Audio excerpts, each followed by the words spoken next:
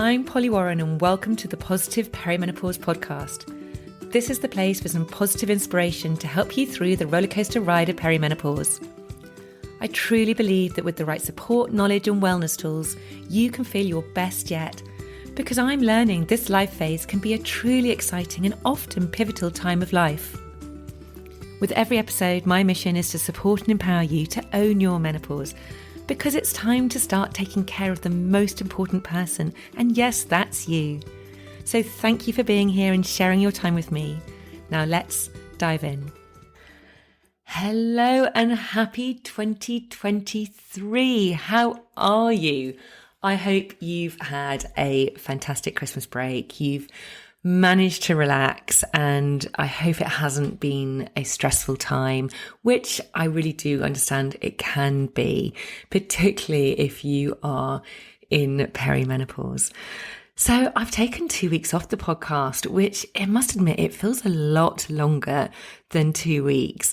But I have to say, it was such a good decision. I'm coming back in 2023 feeling fully refreshed. I've had the most amazingly wonderful special holiday with my immediate family. So just the five of us went for just under 2 weeks. We went to Jamaica. I feel so grateful and fortunate that we were able to do that. We got some winter sun, we travelled around a bit, and we had such a lovely time.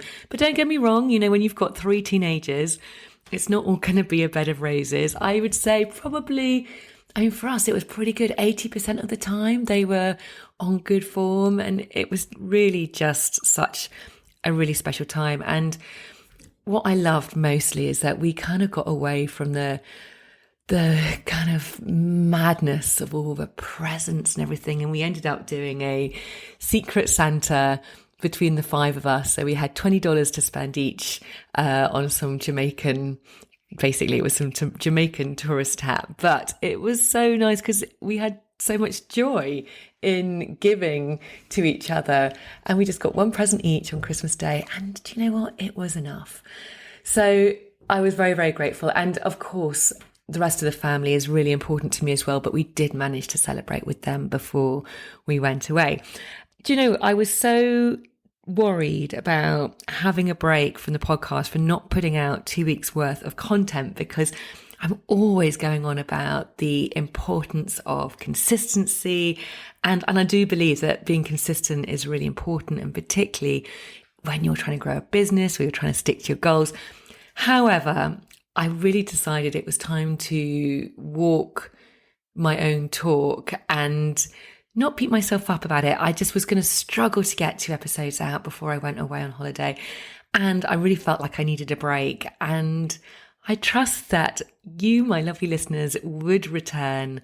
And I feel like it was the right decision. And actually, I think Christmas might not be a time where everyone's listening to podcasts anyway. So I'm really hoping it hasn't stopped this podcast from growing. I'm sure it hasn't. So I decided this week that I was going to do a solo episode, which I haven't done for a while. Now, if you're listening to this podcast, I'm presuming that you're perimenopausal because it's called the Positive Perimenopause Podcast, or you might think that you are perimenopausal, and perhaps at the moment you are struggling. Christmas can be utterly draining. I get that. I know that. Goodness, I remember, and actually I just had my 3rd child. My hormones were all over the place.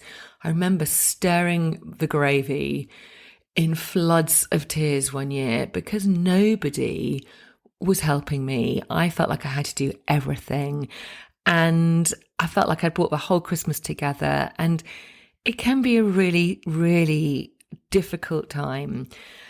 And, we do everything, don't we, to make it special for everybody else. And it can be exhausting. And then suddenly we're thrust into January, and the days here in the UK in January are still incredibly short. They're often dark. It's often raining, and it can leave you feeling incredibly low, and that with that need to hibernate. I know it does for me. So if you're lacking in energy, if you're feeling low, you're feeling pissed off a lot of the time, it really is a time to be kind to yourself. Okay, this time of year can be hard. And remember, if you're perimenopausal, things feel 100, 1,000 times more difficult. So, perhaps you're losing your temper more than you'd like. Perhaps you're suffering from really horrible periods, or you're not sleeping well. Perhaps everything aches. I want you to know that you are not alone, okay? And it's okay to give yourself some time and some space to really nurture yourself in January. And it is okay to hibernate. Having said all that, though, I also do feel that January is a really good opportunity to take stock of where you're at and what you want, because it's kind of like a fresh page. It's like a lovely fresh page in a diary. It's a chance to really start to take note of where you want to be. And I know, and I want you to know, that it is absolutely possible for you to feel like yourself again, even maybe better than your old self again in 2023. And I am here to help you do that. And I know perhaps it's hard to imagine right now, but it is possible. I promise you, because I've done it myself and I've seen my clients make this big transformation as well. And yes, it takes a bit of time to work out what's best for you and what's right for you. But the very fact that you're even listening to this podcast is an indication that you are taking steps towards that version of yourself who feels flipping amazing, who feels full of energy, who is happy in your own skin, and who feels in control of your moods. So here we are now in 2023. And as I mentioned earlier, I'm always in two minds about a new year. There is so much talk about a new year and new goals. And part of me does get a little bit annoyed by that narrative, because January, as I said before, can actually feel quite hard. And perhaps we should be hibernating and hunkering down. And also, just a reminder, no one is broken. We are all just work in progress. However, on the other hand, I do think it's a really good time for a fresh start, particularly if you feel like it's time to make some changes in your life, or if you veered off track to doing the things that you know help you to feel good, which, let's face it, we all do. However, studies have shown that approximately 80% of New Year's resolutions fail by February. That's a lot, isn't it? So why is it so difficult to stick to resolutions despite our best intentions? Well, there are obviously many, many reasons. It can be because of our self-limiting beliefs and our survival brain thinking that gets in the way and creates resistance to change. But quite often it's because we simply haven't set ourselves up for success. Now, change doesn't come by chance. It comes by being clear and intentional about what is most important to you and what you'll do to make it happen. So on today's episode, I want to help you get super clear on what it is you want, because quite often we're very good at knowing what we don't want. And what we focus our attention on is what we get. It's simple as that. So for example, if you said to me, oh, I really want to stop eating chocolate in 2023. Well, that goal is focusing on what you don't want to do. You don't want to be eating chocolate. So the moment that you start thinking about that, you're going to start thinking of chocolate, and your subconscious mind can't tell the difference. So really what you want to focus on is, I want to be focusing on eating healthily. It's the same as if you wanted to lose weight. Don't focus on the weight. Focus on how do you want to feel? You want to feel healthy. You want to feel fit. Is it a dress you want to wear again? If you you don't want to feel tired all the time, don't focus on the tiredness. Focus on feeling vibrant and energized. So it's really important to focus on the positive aspect of what you do want. So another example is if you don't want to argue with your partner anymore, don't focus on the argument or the moods. Focus on the really healthy relationship that you do want. So the first question to ask yourself is what it is you want. Now, I remember when I was trying to figure out how to get myself back to feeling human again, when I was in the depths of perimenopause, all I wanted was to feel better, to feel happy, to feel like my old self again. And I'm sure that's what you want too. But that's quite vague and just actually massive. And so not particularly helpful when working out the steps you need to take. So the question I then ask my clients, or I'm asking you to ask yourself, is what's important about that? So once you've written down what you want, ask yourself what's important about that. And then we can really start to get very clear and specific on what it actually is that you want. So for example, I wanted to feel like my old self again. Well, what's important about that? Well, I wanted to feel better because I wanted more energy for work. So I knew I wanted more energy. I wanted more energy for my family. So that's great. I now know I want more energy. So I'm going to ask the question again.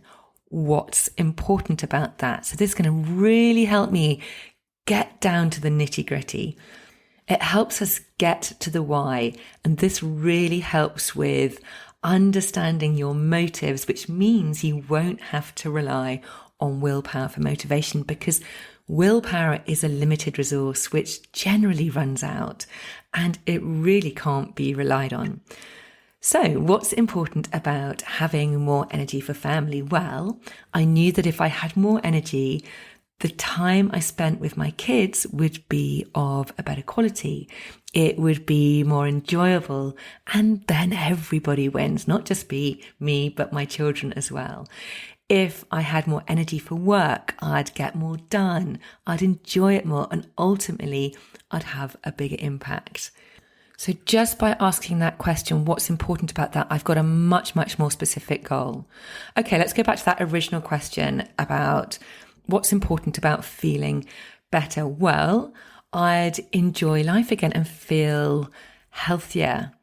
So what's important about that? Well, I'll be looking after my long-term health, which will be reducing my risk of diseases such as osteoporosis, cardiovascular disease, dementia.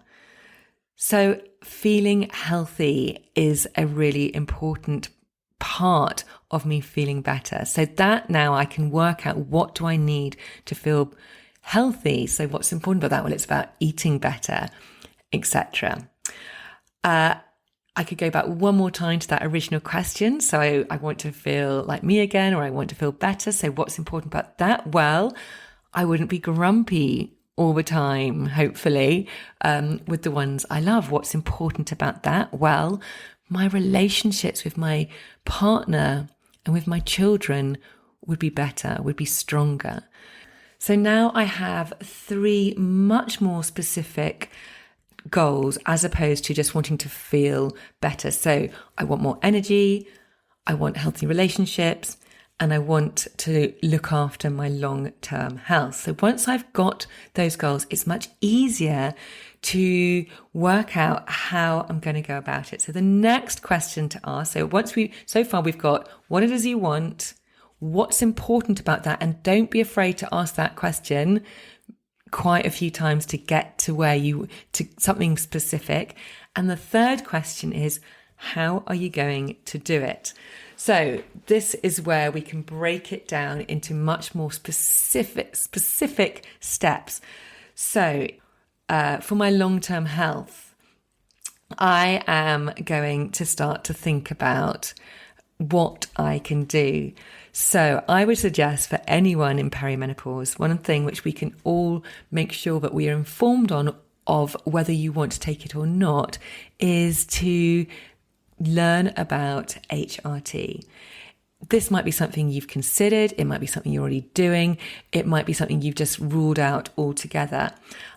I am pro-choice. One way or the other, I think we all have a right to decide what we want. But what I would say, if you are really, really struggling at the moment with your health, perhaps it's something to look into just to give you even if it's a temporary boost, to get your energy back so that you can then start to take control of your health. Maybe it's something to consider. If not, then there's other things you can obviously do. But what I would really encourage and urge you to do is just know the facts. Get up-to-date information. So know the pros and cons before you make a decision, or relying on hearsay from the media or from your friends.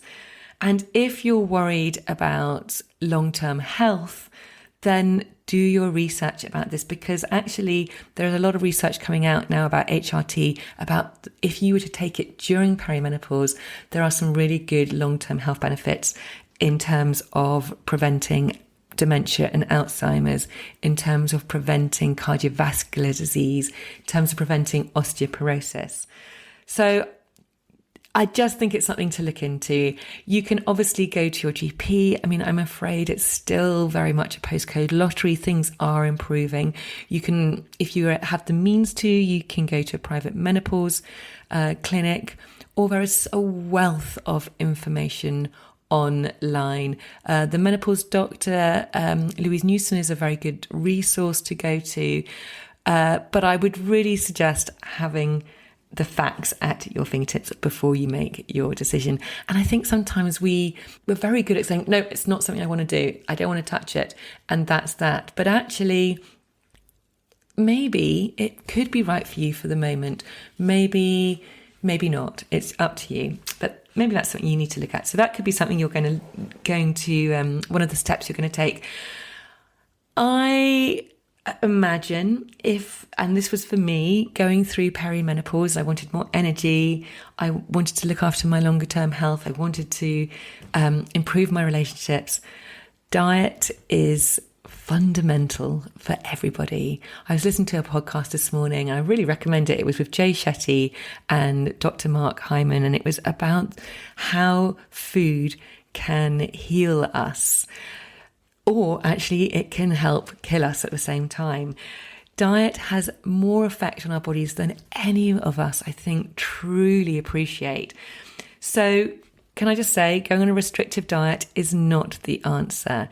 Nowadays, it's about eating in a sustainable way that you will stick to forever. It needs to be sustainable. And you can start by just making small changes. Now, people get really worried about, I can't stick to any specific diet.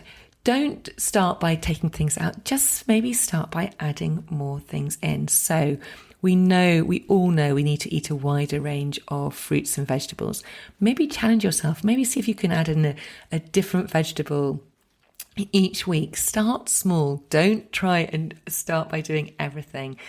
One thing which we know is so crucial as we age, and particularly as we go through menopause, is to eat more protein.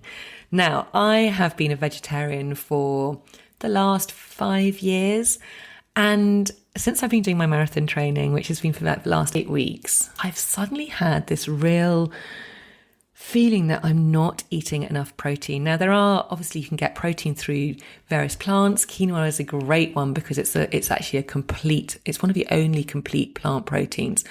But I really suddenly was getting these urges to eat meat. And I think it was my body's way of saying, oh my goodness, perhaps I'm not getting enough protein. This is me. Everyone is different. So actually I've made the decision now that I am going to eat not a huge amount of meat, but maybe a small amount of meat if I know that it's good quality, if I know where it comes from, if I know it's a sustainable source, because I feel that my body needs it. And it is vitally important that we all eat protein with every meal, because that's what helps repair and build our muscles.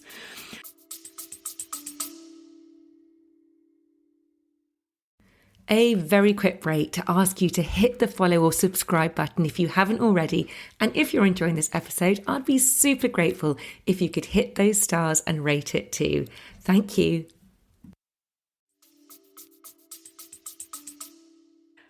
If you tend to eat quite a lot of sugary foods, maybe you could start to replace something sugary with maybe just a piece of whole fruit.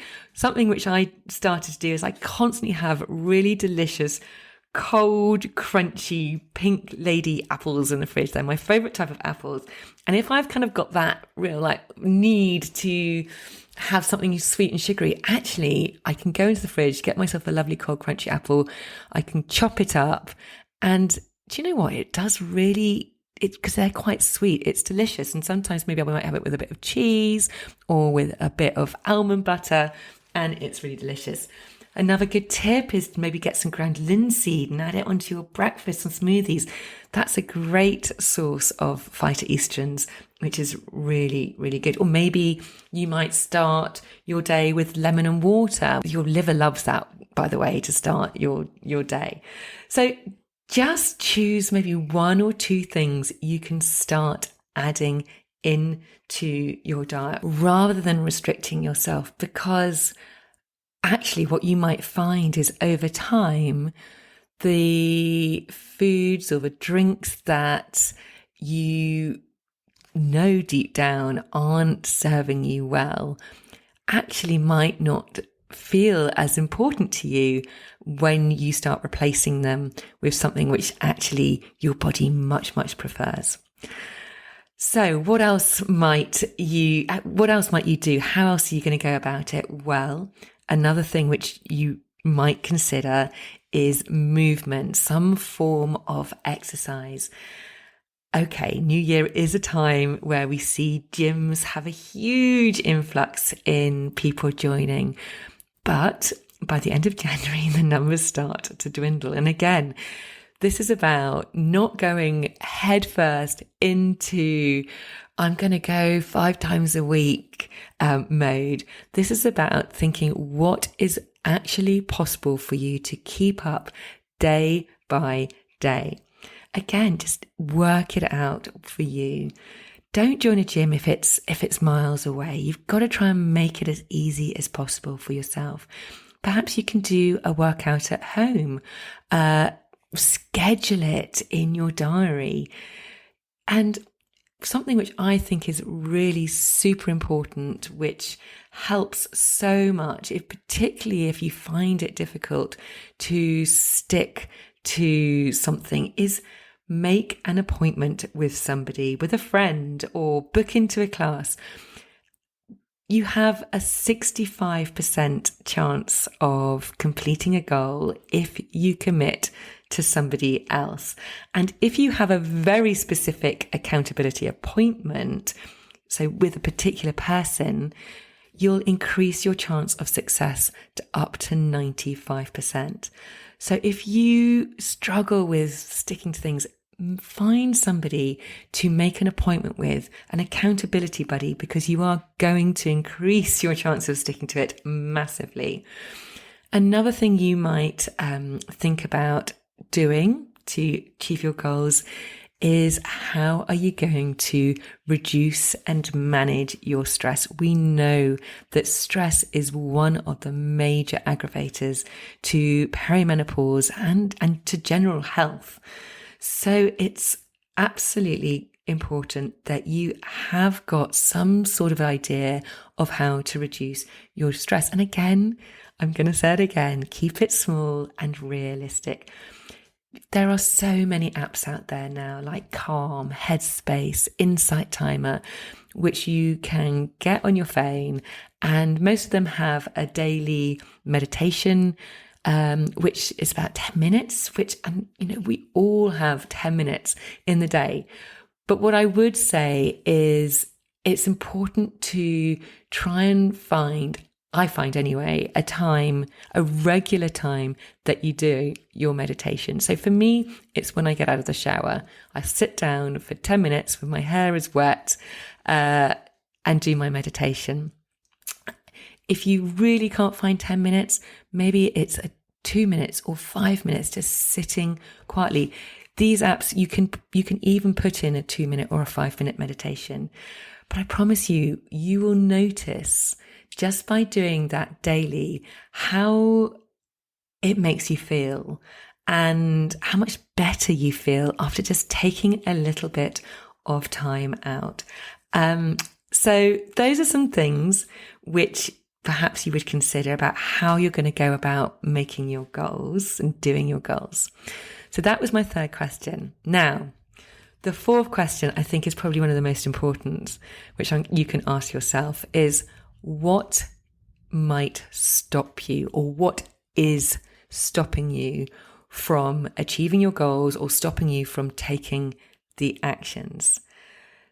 Now, when I did this for myself, one of the major things which always comes up is time. So not feeling that I don't have enough time to do all these things, because okay, if you exercise, if you meditate, it does take a bit of time. So that is why it's so crucial to start with bite-sized chunks with all of these things and build from there. 5 minutes here, 5 minutes there, make all the difference. So Dr. Rangan Chatterjee, I love what he has to say, because when it comes to something like exercise, he says if you really can't fit in time to exercise, make sure you have some dumbbells, invest in some dumbbells and keep them in the kitchen. So if you're waiting for a pan of boiling water to boil, for example, pick them up, put them above your head. So it's just about trying to find moments in the day where you can do it. But I will just say this. We all have 24 hours in the day. We all have the same amount of time. It's just how we choose to use that time. I was the queen of excuses of time, thinking I never had enough time. When you've got a job, you've got kids, there's so much going on. But that's why it's so important about working out what is important to you. If you are struggling with perimenopause at the moment, if you are struggling with your energy levels, if you are struggling with your moods, then you can't carry on like that. Well, you can, but you just got to put up with it. But I'm sure that's not what you want. So now is the time to take action. That you have got to become the most important person on your list. Without your health, what is there? Everything suffers. Everything is affected.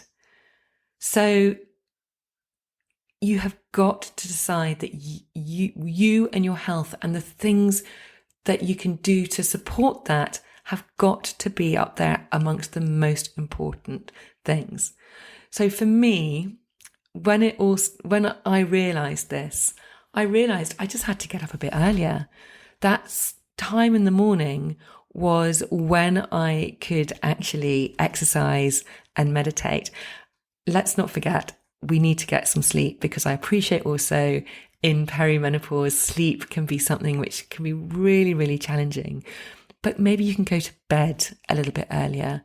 How much time do you spend scrolling on your phone? How much time do you spend watching crap TV? Maybe go to bed a bit earlier, and so you can wake up a bit earlier if you're really struggling with time. Put it in your diary, schedule it like a really sacred, important meeting to yourself, and get it done. So that could be something that's stopping you, but be aware that of the stories that you're telling yourself. And I had really big stories which I had to reframe for myself, that I never had enough time. Now my reframe is there is time always for the most important things. Another thing which used to stop me, might be stopping you, was just the overwhelm of, my gosh, where do I start? How do I change? Well, this comes back to break it down, okay? The fact you're even listening to this podcast is a great start. It's about working out what are the steps you need to take. And don't forget, there is so much support out there for you. Sometimes we all need support. A coach like myself can be helpful. Maybe you could join a group, maybe talk to a friend. There is support out there. Perhaps something which is stopping you is that you've got that story in your head where I've tried so many times and I can never stick to anything. So perhaps for you, if that's your story, you absolutely need to have that accountability partner. You need somebody who can be your accountability. So much of what I do with my coaching is I am that accountability partner. Lots of people realize that they can't do it without knowing that they've got someone they're going to check in with each week. And maybe that's what you need to do temporarily to try and get yourself into a new kind of pattern. The people we surround ourselves with have the biggest impact on whether we achieve our goals or not. Now, there's been so many studies on this, and it's so true, isn't it? If everybody's going out and drinking lots of beer in the pub, and then we're more inclined to go and do that too. But if everyone around us is actually really looking after their health and getting fit and healthy, then it encourages us to do that too. So yeah, just be mindful of that. Who are you spending most of your time with? This is a little interruption from my main recording. I've just been listening through this episode and decided to add in a little bit of extra here because as I was listening, I made the decision that it's time for me to start a Facebook group. Now, I haven't done it before because I know lots of people are off Facebook, but I truly believe that a community of like-minded women who are all there to hold each other accountable, to cheer each other on, is exactly what we all need. And I think everything I have been saying in this episode lends itself for a really supportive group where you can come and tell us what your goals are. You can feel supported. You can get that accountability. So I'm going to do it, and I would absolutely love it if you would join and get the support from me and from very like-minded others who are also on the same journey as you. So I'll put the link to my brand new Facebook group in the show notes, and I would absolutely love to see you there. Right, now back to the episode. And maybe something else which is stopping you are those old, deep-rooted patterns, those deep-rooted limiting beliefs. We all have them. And again, this is just something to notice, to become aware of, because anything can be changed. Even though you might have some deep-rooted patterns, the first thing to be aware of is that they are just beliefs. They're exactly that. They are not part of you. So there is so much work you can do to firstly uncover them and be aware of them, and then actually reframe them. And again, this is something which perhaps you might need support on. There are so many different techniques out there these days which you can help do that. So for example, coaching is a great way. My EFT training and something I did called matrix reimprinting is another great way of helping people to do that. And I'm currently doing a course to become a hypnotherapist, and that is a really super brilliant way. I can't wait to be able to help people with that, because it's just reframing those old patterns and beliefs.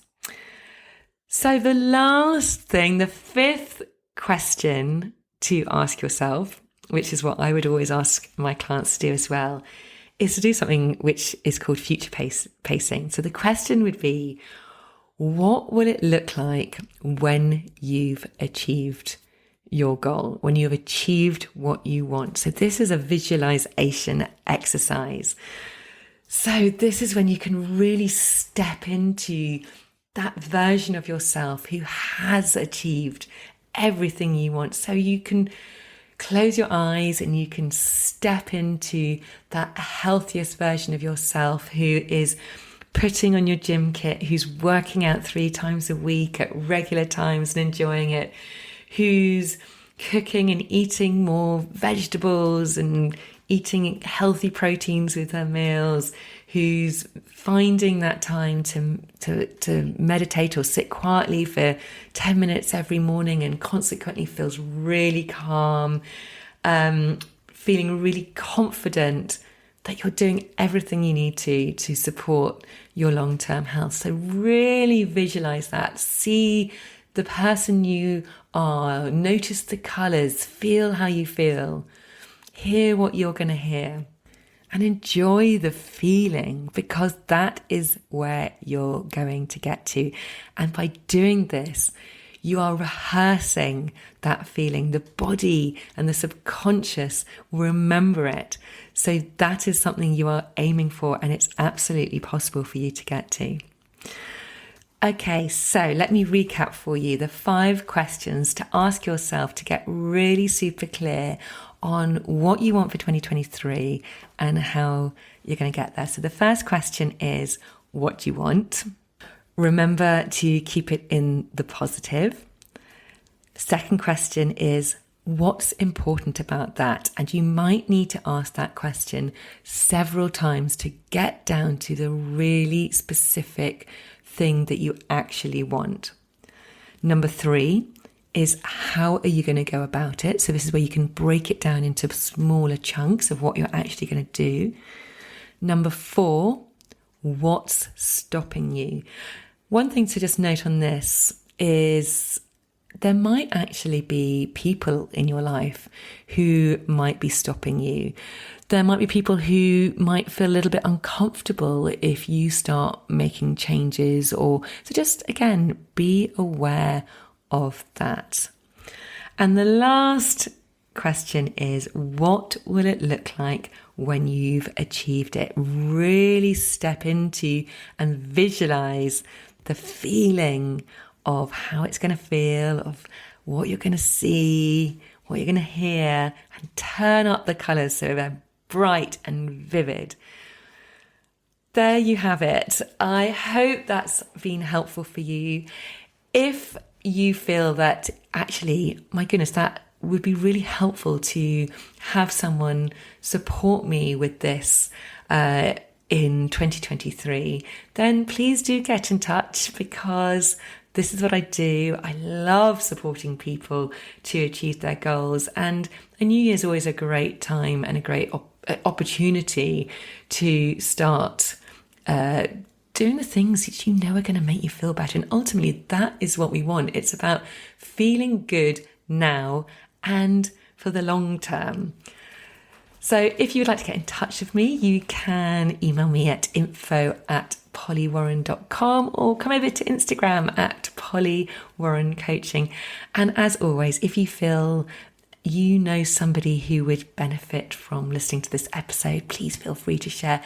And if you would love to leave me a review, it is so helpful. It really helps get the podcast out there. I'd be so grateful. You can go over to Apple Podcasts, and don't forget to subscribe as well, so you get weekly updates as well.